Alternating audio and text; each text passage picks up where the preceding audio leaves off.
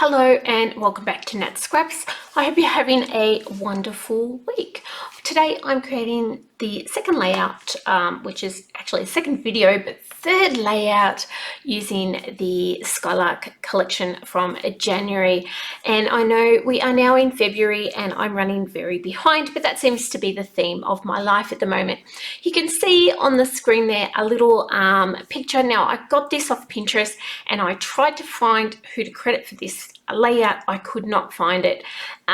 It just kept sending me back to this same pinned board, but wouldn't let me go and find who actually pinned it in the first place. So I do apologize for whoever's layout this is. I'm using this as my inspiration, and I'm going to start off with just cutting straight into these leftovers papers, and you may have seen me just flick through those a second ago and see what is what there and what I have left over. Now I am kind of amazed that I've got as much left over as what I do, but also at the same time there is not much more there. I do create another layout after this one, which I've recorded. Oh, I hope I've recorded, but I have not got to editing that one yet. And then there is a few scraps left over, and I may create something with that this afternoon, or I might just do like an embellishment clusters or something like that. We will see where we get to and what we've got. So you can see that I'm just chipping away at these different papers and cutting them different sizes, just depending on what I feel is going to go. Very closely looking at that inspiration picture for where they've got things pictured, because I don't know about you guys, but do you find after you've had like a bit of a break, literally I had 6 weeks off that I didn't do much, and after a bit of a break that you just lose your fluency in creating, that you kind of second guessed yourself. Leave a comment, let me know if this is the case with you guys. If you haven't been in your studio or your scrap room or wherever you get to scrap, if you haven't been there for so much time, do you find that things aren't as easy? Because I do, and I'm struggling with that at the moment. I'm struggling with getting myself back into that kind of mode where I just sit down and create without really thinking about it, without it being a complete chore. No, chore is not the right word, because it's not a chore. I don't dislike creating ever. But you know, it doesn't feel murky or slow and labored. I ended up having to cut loads and loads out of this video, and it's still really, really long, and I apologize for that. There was a lot of times where I just fussed, and you'll see later, I got so annoyed editing this video going, leave that alone, Nat, you don't need to move it again. And I ended up the little embellishment cluster. I'll talk about it later. Hang around if you've got the time and the energy to listen to me yabber on for quite a while. Hang around to the end, because I like this embellishment cluster, guys. I would have cut an hour of footage out of me just moving leaves around. It was crazy. But I'd love to know what you guys are like when you haven't been in your space doing stuff every day, whether you find it easy or hard. Here I'm laying up those banners, and really the base of this layout came together quite quickly. I kind of managed to put the pieces where I wanted them quite fast, and all those kind of bits really happened easily. But it was the rest of it. It was the rest of it, guys. I went back to work this week. I know some of you will be in the same boat as me, coming back from summer holidays, and all in Australia, our kids have just had like 4 to 6 weeks off, depending what kind of year levels they're in, and they all went back to school this week. I work in a school, so we had kids with tears, we had kids that were really excited. We had our new year 7 start, and I don't know about you guys, but they're sweet for all of 10 minutes, these new year 7 kids. They quite quickly get a little bit of teenage spark about them. But at the moment, they're still little young'uns trying to find their way around a really big school. I live in a regional area, and we have schools of little schools around us that all draw our kids in for year 7. So some of them would have come from schools with, 100 kids, maybe 150 kids, things like that. And they come into our school, and we're a school of about 1,200 kids. So it's quite a culture shock for some of our kids coming into the school where there is so many other students in the school, and so many big students when they're coming from primary school to high school. We tried to give them a little bit of a ease into it by giving them a day where we didn't have all of our students at school, but it's still such a culture shock. And it's a culture shock for me. I've had a few weeks off, and I was like, whoa, this having to get up for work business is crazy. I'd love to know what you guys are up to and what your week has been like. Let me know, because have you got kids going back to school, or are you in the US where I think we're in the middle of winter term? Is that right over there? And you guys are probably just waiting for a bit of sun and stuff to hit you. So you guys may be a bit better off. You can see here I've decided to ink distress, getting back to the actual scrapbooking. Sorry guys, got right sidetracked there. I have gone and ink distressed the majority of the pieces on this page, and I've cut out some of that too, because I am well aware that this video gets a little lengthy.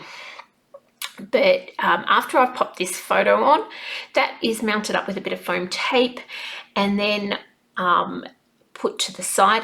I do make a few adjustments to that one later. Like everything, I made millions of adjustments around and abouts. And then I will go back, and all of these banners and the strips of paper will also be distressed. Now I'm using the toffee, which is in that colours that are in these papers, and that just brings them all together. I love how a little bit of paper, ink around your paper makes things come together and not more cohesive. Oh, the words, I wish they were on the tip of my tongue, but they weren't there. Yes, so everything looks that bit more cohesive. I think in a second where we're going to cut away to all of that having been done and me sticking these pieces. Here we go, and all of that is, oh well, nearly all of it is glued down, but you can see that it's all been inked and now looks all part of the collection. Now this is a collection, so, but even when you're not working with a collection, just having that ink can help. I've adhered those, and you can see then I go back in and trim them to the heights I want. So I find it easier when I'm working with banners or pieces over the edges to layer them down first and then just trim to the length that I want. And you'll see me do the exact same thing on the side. Now, you might be wondering what I'm doing here. When I was doing that blending, just under my left hand, you can see there's a big brown smudge. So I had got that smudge on the paper and I was not very happy about it. I was trying to figure out how to actually get around that.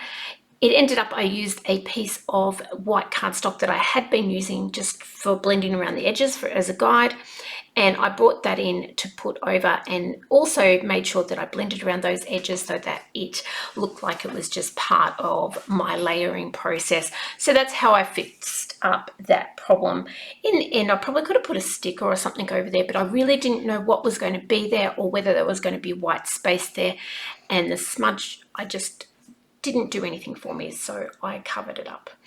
There's always ways to get around those bits and pieces.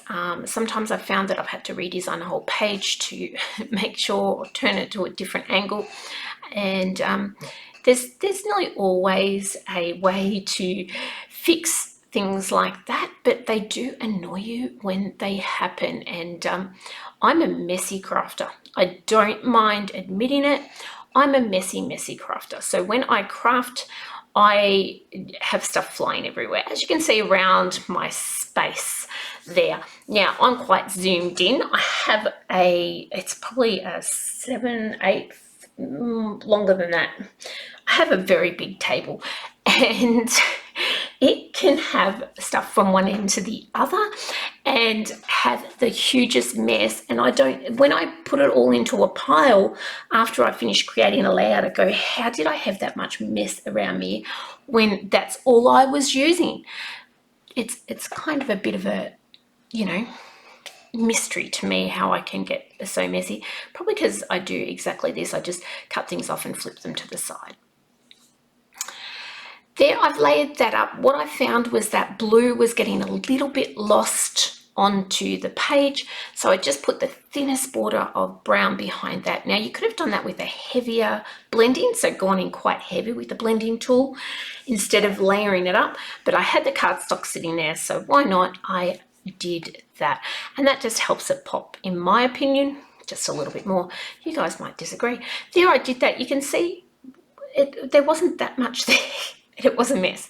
This is what I've got left of the sticker sheet. Stay on track, Nat, stay on track. This is what is left of the sticker sheet. I am going to try use this green sticker that has something about life on it. And I try it there, and I try it in a couple of spaces. It's just not going to work. So my second option is then to go and create something, because I haven't really got something on that sticker sheet that I want to use. There's a couple of little sayings, but they didn't quite fit the photos that I wanted. And in the end, the photo is meant to be the focal point, not what I'm creating. This is the January VIP stamp set that I've got out, and it is around teaching and new beginnings, like new school year and things like that. And the little statement says, the best is yet to come. And I figured that was appropriate for this photo. So this is the engagement of my nephew and his now wife. And the best was yet to come for those two. So that I thought that was really, really appropriate. I'd stamped it on the brown, in the brown toffee ink. Didn't think that was going to stand out right. Then come back in with the white and do this. Now, I'm going to spend a lot of time creating a cluster around this little image that I'm cutting out right now.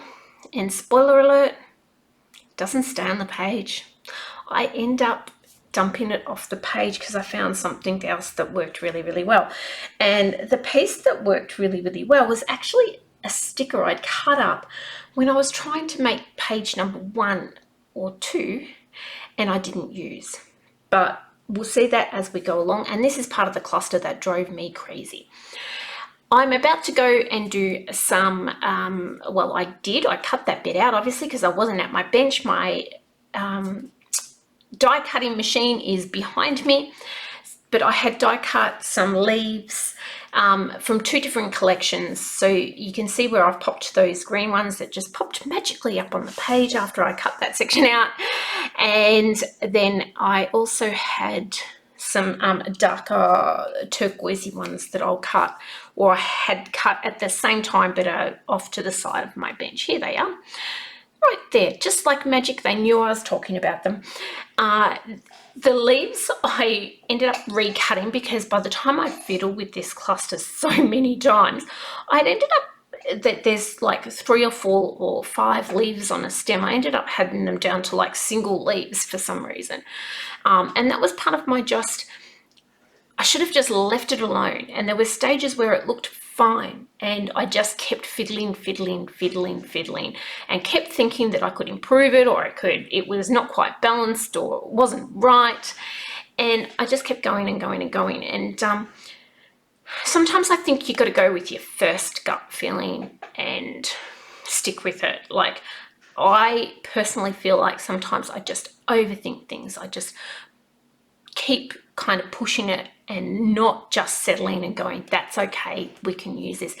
I don't know about you guys, but I think that, sometimes we do try to just try too hard, really, in the end, to make something which was perfect the first time we put it down. Now I'm looking for something that's going to tie my areas together. So in my head, I've got this cluster down the bottom, which is obviously a focus cluster. I've got thinking about having a cluster up on the top of the photo. Now in my inspiration, if you went right back to the start of the video where I had the inspiration, they had like a piece of washi tape or something over the top of that photo. So, and then obviously that cage hanging down is sort of my third cluster.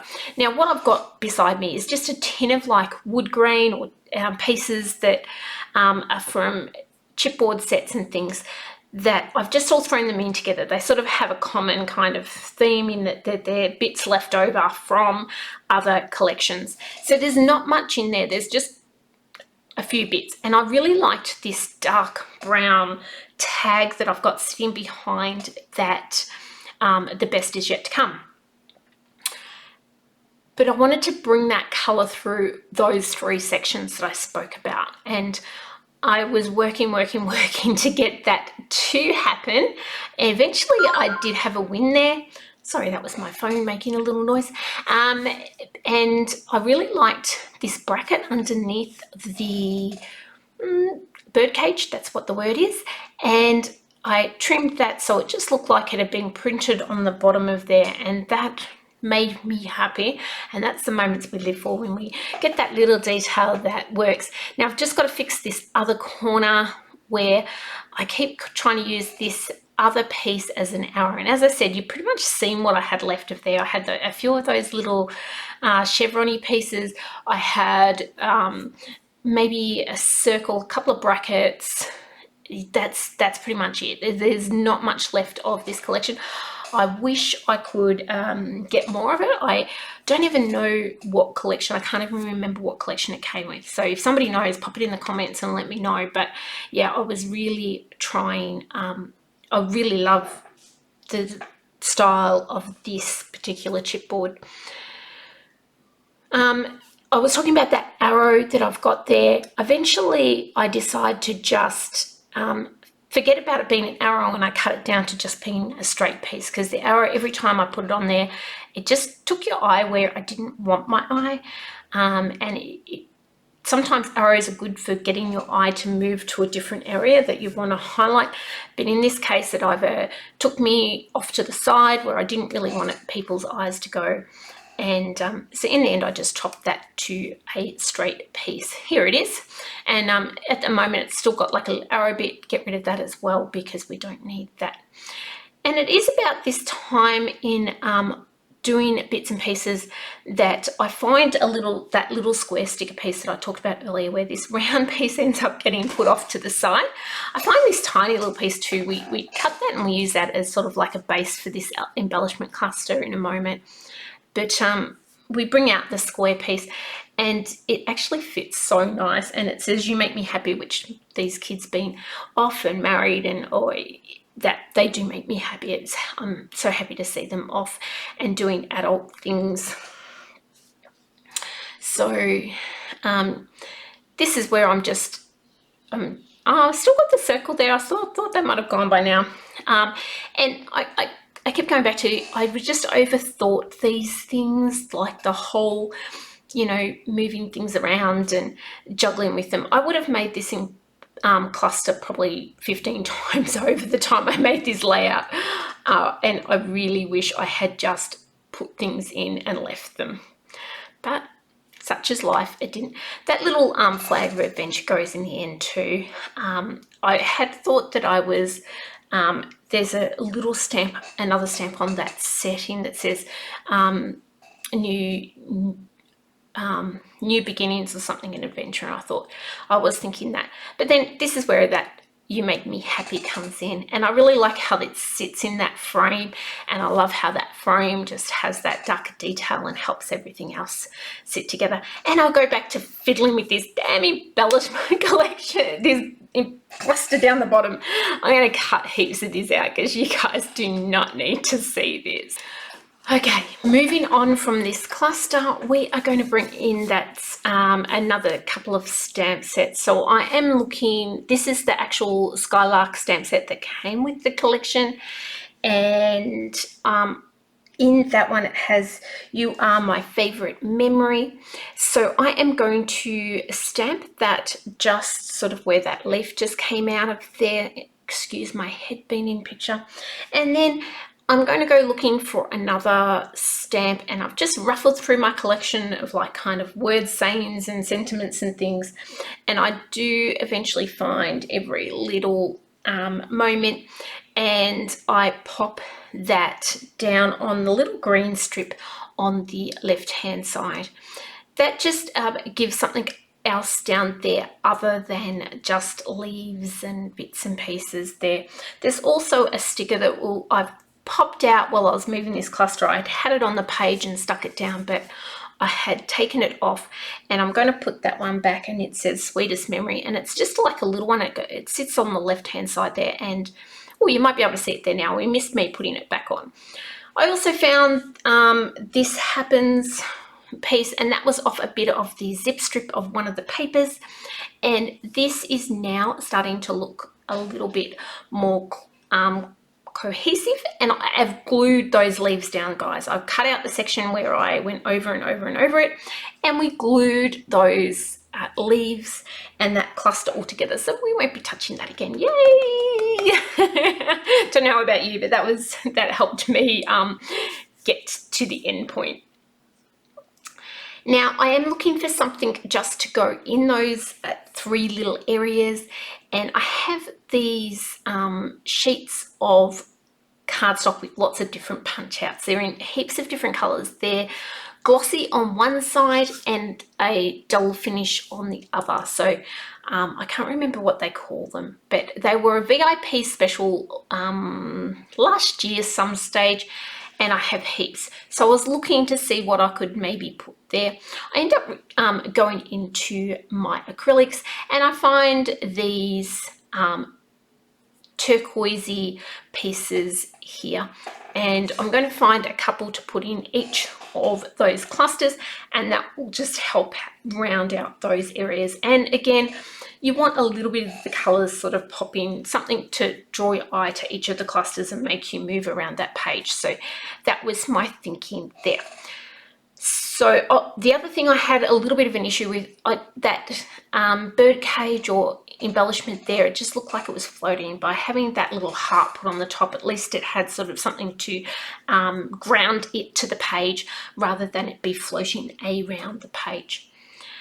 Then I'm going to bring in also some little acrylic dots and gems and spread them around. And this, guys, is nearing the finish. Thank goodness, you're about to say to me. And if you have stuck through this process all the way to end, I do appreciate it. Thank you so much. And a big heart to you. We have coming up this month, there is a Follow a Sketch February on one of the Facebook groups I'm in, and I've been looking at doing some of those. I'm not going to dedicate February to doing loads though.